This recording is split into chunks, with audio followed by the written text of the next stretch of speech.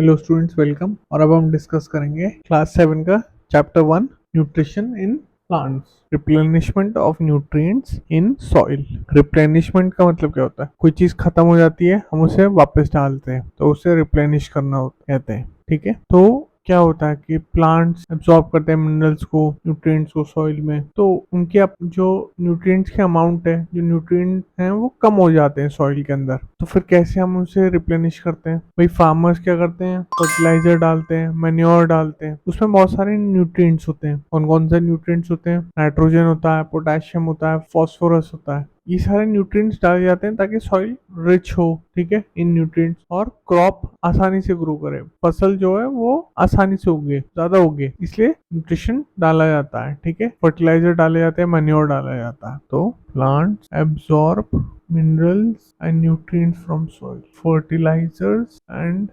manure is added to replenish the soil. These fertilizers contain nitrogen, phosphorus and potash. ठीक है, अब हम बात कर लेते हैं थोड़ा नाइट्रोजन फिक्सेशन के बारे में और प्लांट्स को नाइट्रोजन मिलता कैसे। ठीक है, तो पहले बात कर लेते हैं नाइट्रोजन फिक्सेशन। नाइट्रोजन फिक्सेशन क्या है? नाइट्रोजन फिक्सेशन है एटमॉस्फेरिक नाइट्रोजन को कन्वर्ट करके यूजेबल फॉर्म में प्लांट उसे कैसे यूज करता है, उसे बोलते हैं नाइट्रोजन फिक्सेशन। ठीक है, कुछ प्लांट्स में, लेग्यूमिनस प्लांट्स में, एक टाइप का बैक्टीरिया होता है कॉल्ड राइजोबियम बैक्टीरिया, वो कन्वर्ट करता है, ठीक है, एटमॉस्फेरिक नाइट्रोजन को यूजेबल नाइट्रोजन फॉर्म में। तो nitrogen fixation is the process of converting atmospheric nitrogen into a usable form. Atmospheric nitrogen को किसी यूजेबल फॉर्म में, वो क्या है यूजेबल फॉर्म है? अमोनिया। एटमॉस्फेयर में नाइट्रोजन गैस होती है और राइजोबियम बैक्टीरिया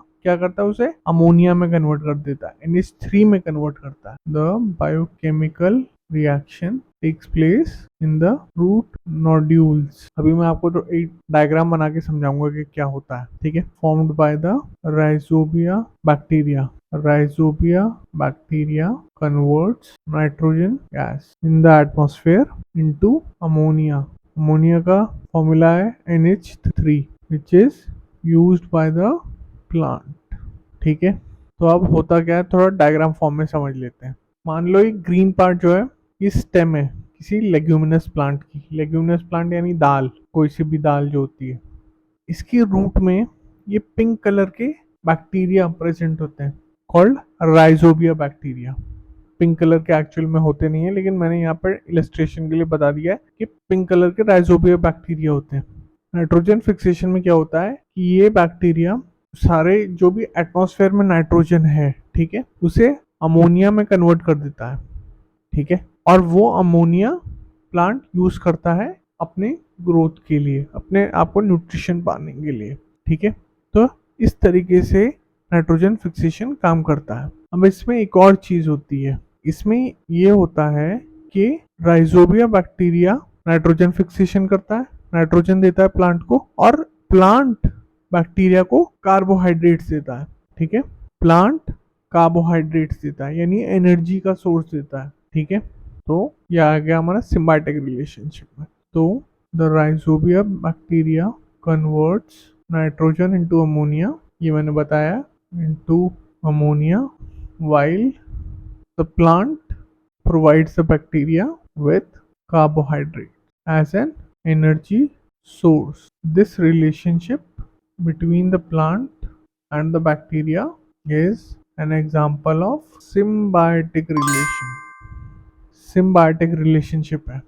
अब तुम बोलोगे भाई सिम्बायोटिक रिलेशनशिप का पूरा कैसे डिफाइन करेंगे हम? चलो अब बात कर लेते हैं सिम्बायोटिक रिलेशनशिप की डेफिनेशन की। It is the interaction of two organisms where either or both benefit from the relationship. जैसे इस केस में क्या है, दोनों को बेनिफिट मिल रहा है। राइजोबिया बैक्टीरिया को बेनिफिट मिल रहा है कि भाई उसको एनर्जी मिल रही है कार्बोहाइड्रेट्स के फॉर्म में, और प्लांट को बेनिफिट मिल रहा है कि उसे नाइट्रोजन मिल रहा है। समझ गए? और क्या एग्जांपल्स हो सकते हैं सिम्बायोटिक रिलेशनशिप के? Another example is lichen. अब लाइकन्स क्या है? इट इज एन एसोसिएशन, एक ही ऑर्गेनिज्म नहीं है लाइकन, दो हैं। ठीक है, it is an association of fungus and algae. इसमें क्या हो रहा है, एल्गी क्या करता है? Algae provides nutrients to fungi through photosynthesis. भाई एल्गी केपेबल है ना फोटोसिंथेसिस करने के लिए, केपेबल है ना, फोटोसिंथेसिस कर सकता है। तो वो क्या करता है, जब वो फोटोसिंथेसिस करता है तो वो फंगस को भी न्यूट्रिशन प्रोवाइड करता है। समझ गए? तो ये भी एक सिम्बायोटिक रिलेशनशिप का पार्ट है। क्यों? इसमें फंगस को बेनिफिट मिल रहा है, ईदर और बोथ पार्टीज, या तो एक को बेनिफिट होगा या दोनों को। तो इसमें किसको मिल रहा है? फंगस को।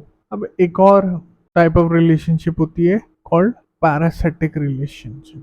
पैरासिटिक रिलेशन, और इसे हम पैरासिटिज्म भी बोलते हैं। वैसे parasitism is the type of symbiotic relationship where one member, the parasite, gains benefit at the expense of the host member.